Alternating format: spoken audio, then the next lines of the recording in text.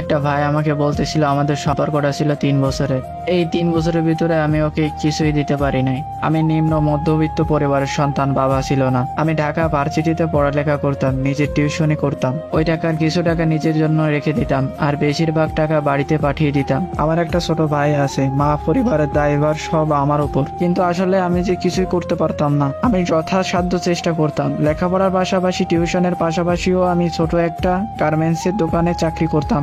আমার ভালোবাসার মানুষটা কখনো এইসব নিয়ে আমারে কোনো কথা বলে না। 3টা বছরে আমি ওরে একটা ভালো রেস্টুরেন্টে নিয়ে যাইতে পারি নাই, ভালো একটা জায়গায় হয়তো ওরে খাওয়াইতে পারি নাই। ওর জন্য কোনো ভালো একটা গিফটও আমি কিনে দিতে পারি নাই, কারণ এক জামা পরে হয়তো আমার 1 সপ্তাহ কাটিয়ে দিতে হয়েছে। একটা জামা পরে এভাবেই জীবন চলতো আমার। আমি পারি নাই, আমার দ্বারা তখন সম্ভব ছিল না। এর সবকিছু ভালো চলতেছিল, হঠাৎ করে আমাকে বলতেছে যে আমি আর পারতেছি না তোমার সাথে, আমার এইভাবে আর চলবে না। আমি বললাম, কি বলো? তুমি তো এতদিন ওয়েট করছো, অপেক্ষা করছো, আর একটা বছর আছে, গ্রাজুয়েশনের আর একটা বছর থাকো। তখনও বারবার একটা কথাই বলতেছিল যে না, আমার পক্ষে আর সম্ভব না, আমি তোমাকে বিয়ে করতে পারবো না। ভালোবাসার সম্পর্ক ছিল এই পর্যন্তই থাকো, এর বাইরে কিছু হবে না। তুমি যেভাবে জীবন যাপন করো সেভাবে জীবন যাপন আমি করতে পারবো না, আমি এভাবে অভ্যস্ত না। আমি অনেক বুঝাইলাম যে তুমি চলে গেলে আমি বড্ড একা হয়ে যাব।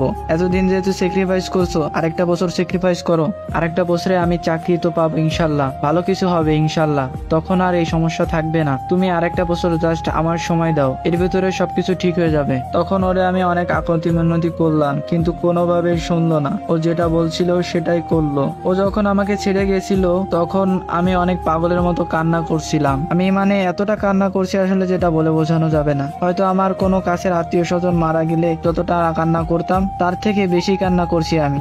আমার দিনগুলি এমন কাটতেছিল আমি নিজেও জানতাম না। আমি খাওয়া দাওয়া হয়তো বাদ দিয়ে দিয়েছিলাম, যে একবেলা খেতাম সেটাও বাদ দিয়ে দিয়েছিলাম। ফ্যামিলির অবস্থা আরো খারাপ হইতে লাগলো। আমি পরীক্ষায় ফেল করি, আমার আরো একটা বছর গ্যাপ যায়। তখন আমি কি করব?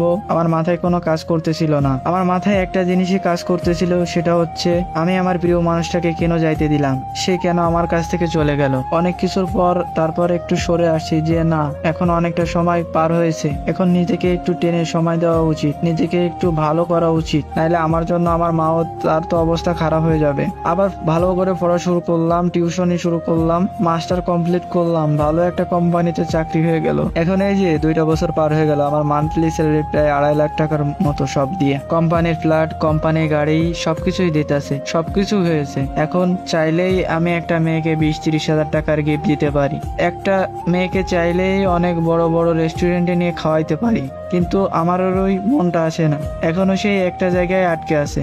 এই যে সফলতা, ঠিক আছে সফলতা পাইছি, কিন্তু ভালোবাসার মানুষটা কেমনে? এখন আবার আফসোস এটা ভাবেই হয় যে আমি তখন ওরে এতবার বললাম আরেকটা বার শুনে দেখতা, আরেকটা বছর অপেক্ষা করেই দেখতা, সেই তো জীবনে একটা কিছু করলাম, এখন তো অনেক ভালো কিছু হলো। তাহলে তুমি মানুষটা আমার সাথে থাকলে কি আমার জীবনটা আরো বেশি সুন্দর হয়ে যেত না? আরো বেশি ভালো হতো না? আমার তো এই কষ্টটাই তাহলে থাকতো না। আমি সেসব আপুদের ক্ষেত্রে কিছু কথা বলতে চাই, সেটা হচ্ছে আপুরা অনেক সময় হয় কি, একটা মধ্যবিত্ত পরিবারের সন্তানের সফলতা পাইতে অনেকটা সময় লাগে। সফলতা এমন না যে আজকে বললাম কালকে সফলতা হয়ে গেল, এরকম তো না। ওর তো বাপের আহামরি টাকা নাই যে ভালো এক জায়গায় ঘুষ টুস দিয়ে ডোনেশন দিয়ে চাকরি নেবে, ও তো এটা করতে পারে না। ওর যদি সফলতা হইতে হয় তাহলে নিজেই করতে হবে, নিজেকেই চেষ্টা করতে হবে, নিজেকেই পরিশ্রম করতে হবে। তো সেই পরিশ্রমের ক্ষেত্রে ওকে কি একটু সময় দেওয়া জরুরি না? ওকে যদি সময়টুকু না দেন তাহলে কেমনে সাকসেসফুল হবে? ভালো থাকবেন, অন্যকে ভালো রাখার চেষ্টা করবেন। খোদা হাফেজ।